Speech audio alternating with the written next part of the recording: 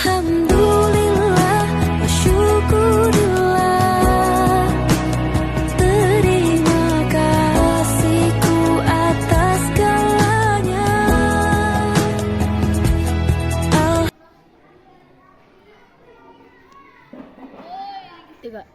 Assalamualaikum warahmatullahi wabarakatuh.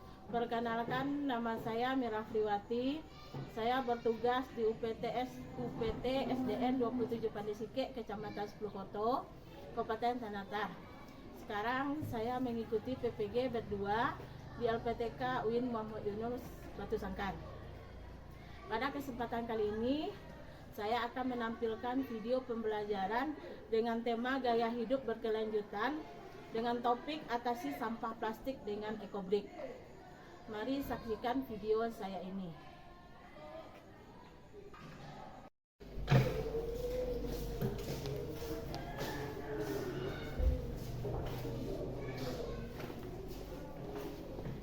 Assalamualaikum warahmatullahi wabarakatuh.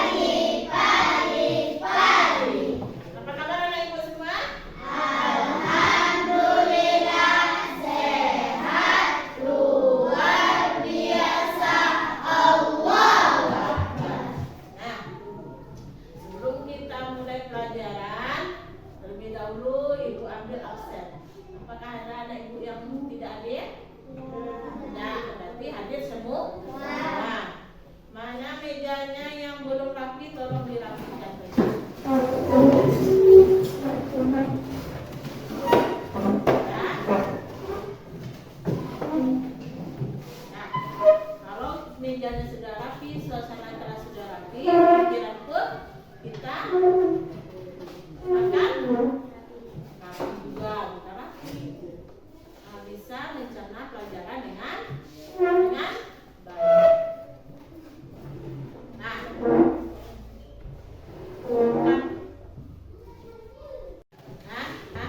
Bagaimana perasaannya hari ini? Sangat semangat. Tunjukkan. Sangat semangat, Bu. Coba. 1, 2, 3. Alhamdulillah. Nah, sekarang kita masuk kepada pelajaran kita P5, yaitu tentang hidup berkelanjutan. Temanya hidup berkelanjutan dengan topik yaitu atasi sampah plastik dengan ekobrik. Nah, untuk materi berikutnya, Ibu bersama Bu Mutia akan menjelaskan tentang atasi sampah plastik dengan ekobrik. Silakan kepada Bu Mutia di sini. Terima kasih, Bu Mira. Oke, baiklah. Jadi untuk P5 kita pada semester ini, seperti yang sudah disampaikan oleh Bu Mira tadi, kalau tema yang diambil itu adalah gaya hidup berkelanjutan. Jadi kalau misalnya kita bicara tentang gaya hidup berkelanjutan, berarti itu terkait dengan masalah yang ada di sekitar kita. Salah satunya itu adalah masalah terkait lingkungan. Karena di lingkungan kita ini dan yang selalu kita hadapi sehari-hari itu pasti ada yang berhubungan dengan yang namanya sampah. Karena itulah untuk topik pada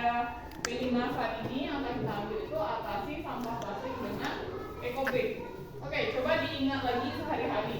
Apakah anak-anak di sini ada yang tidak berhubungan sampah sehari-harinya?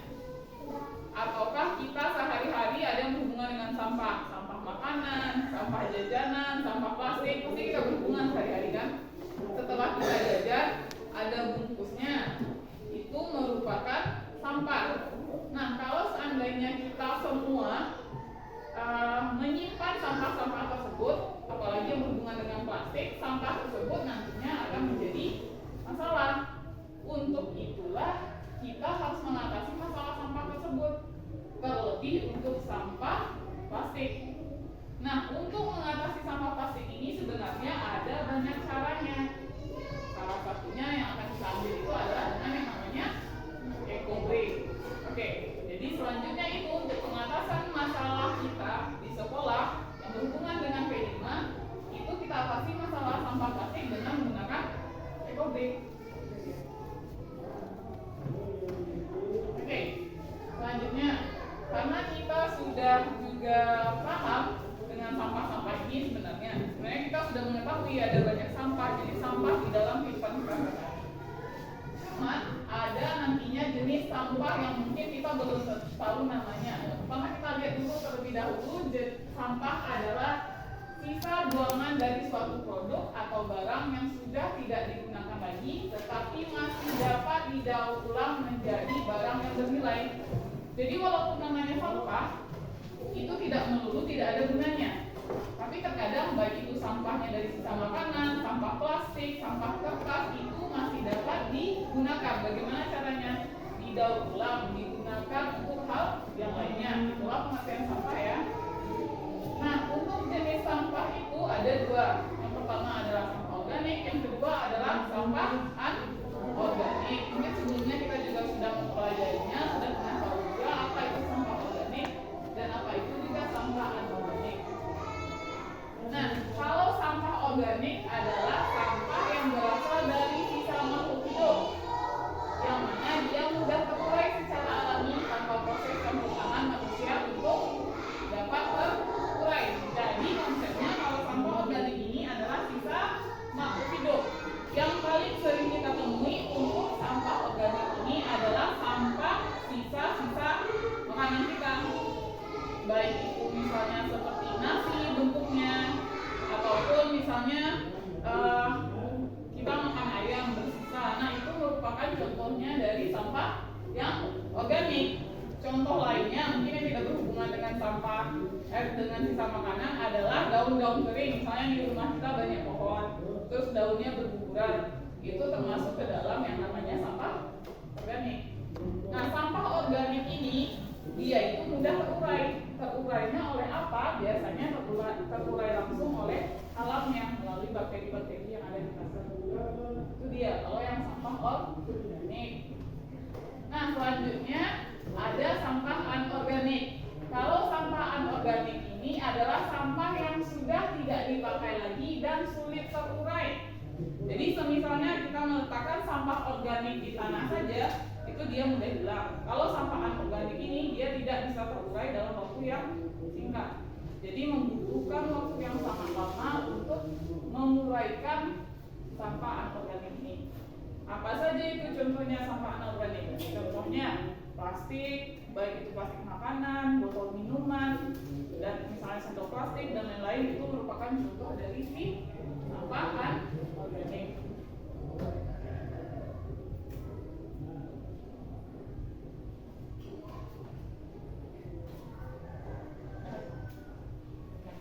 Nah, ini di depan kita bisa dapat melihat ada beberapa dampak sampah.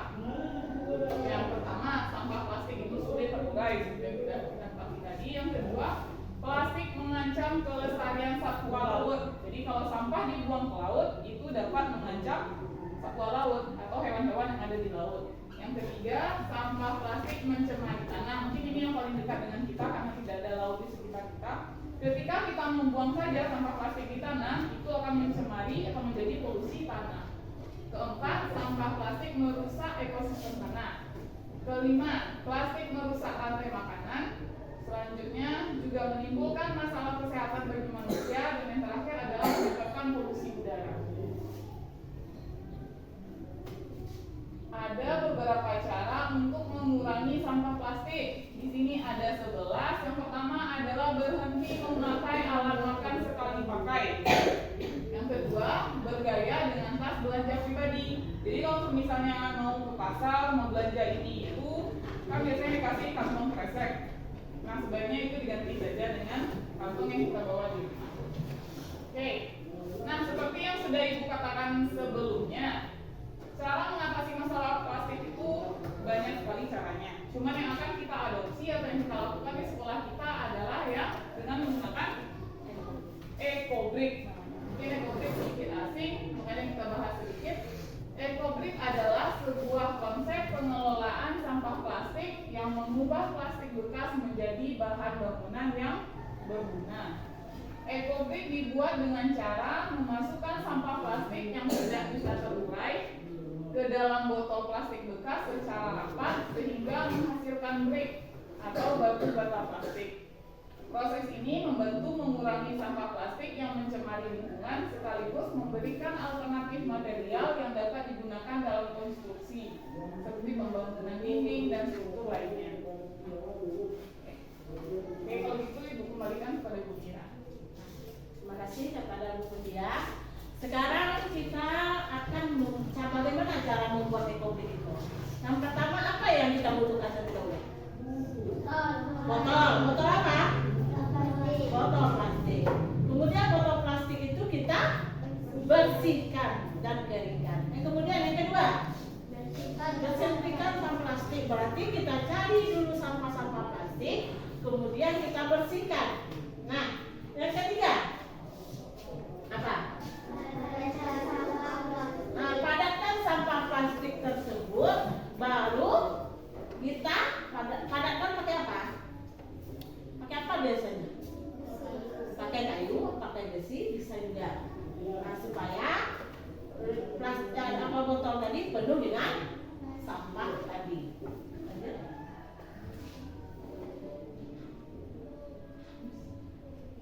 Nah, minggu besok, nah, kamu persiapkan cari botol aqua bekas. Kira-kira Ibu bagi 4 kelompok, berarti 4 sebanyak-banyaknya cari botol aqua, kemudian sampah plastik yang sudah dibersihkan, kemudian bawa ke sekolah, bawa gunting, kemudian alat pemadamnya. Kita bekerja bersama-sama. Nah, pada kesempatan kali ini kita akan melakukan aksi, yaitu membuat EcoBrick dari bahannya yaitu dari sampah plastik yang sudah kamu kumpulkan, kemudian botol aqua, kemudian gunting. Nah, cara bekerjanya itu per kelompok. Kalau gunting sampahnya yang sudah dikumpulkan dan potong kecil-kecil dan masukkan ke dalam botol aqua yang sudah kamu sediakan. Silakan bekerja.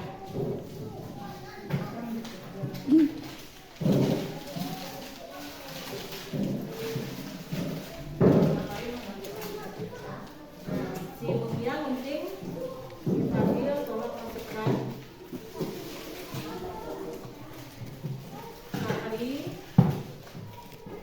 Tolong kerjasamanya.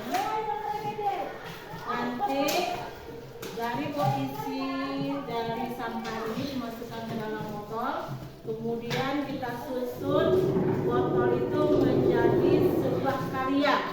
Bisa jadi kursi, bisa menjadi meja, bisa menjadi apa lagi? Siapa yang tahu bisa jadi apa? Nanti kita bikin. Makanya bekerja harus kelompok. Baiklah, setelah beberapa hari kita melaksanakan aksi untuk P5, sekarang sudah sampai ke tahap akhir, yaitu finishing kita untuk menyelesaikan karya yang sudah kita bersama buat. Oke, selanjutnya silahkan dilaksanakan finishingnya. Dikasih selotip mana bagian yang belum kuat. Akan bekerja kembali secara kelompok. Dikuatkan yang masih belum erat, jadi tidak roboh nanti ketika digunakan.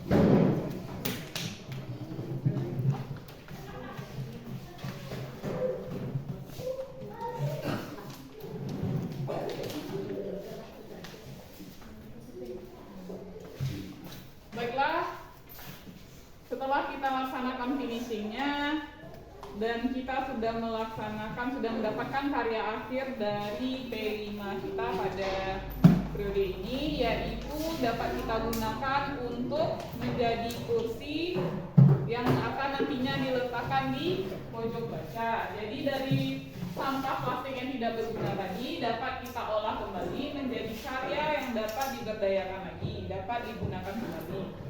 Seperti tampak di masing-masing kelompok kita ada kursi yang bisa kita gunakan. Setelah kita lakukan kemarin kan kita akan membuat kursi yang akan diletakkan nantinya di pojok baca. Oke, baiklah, itu mungkin kursi kita karena ada 3 kelompok, jadi karyanya juga yang dapat digunakan adalah 3 buah kursi. Di mana kita letakkan?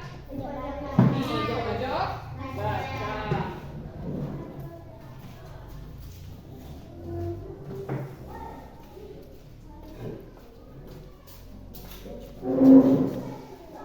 Nah, sekarang kita masuk yaitu refleksi. Apa halangan atau rintangan yang anak ibu hadapi dalam membuat ekobrik? Siapa bisa? Apa halangan? Apa? Sulitnya mencari botol buah. Ya, pintar, panggil. Ada yang lain? Ya, kalau Luna? Mencari plastik.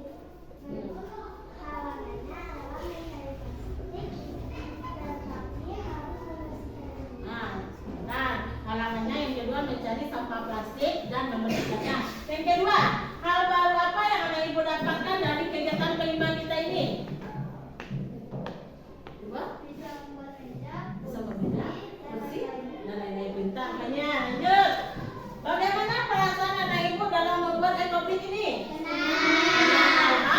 Alhamdulillah. Berarti walaupun banyak halangan, rintangan yang ibu anak hadapi, tapi bisa menghasilkan tempat atau kursi yang bisa kita manfaatkan. Alhamdulillah.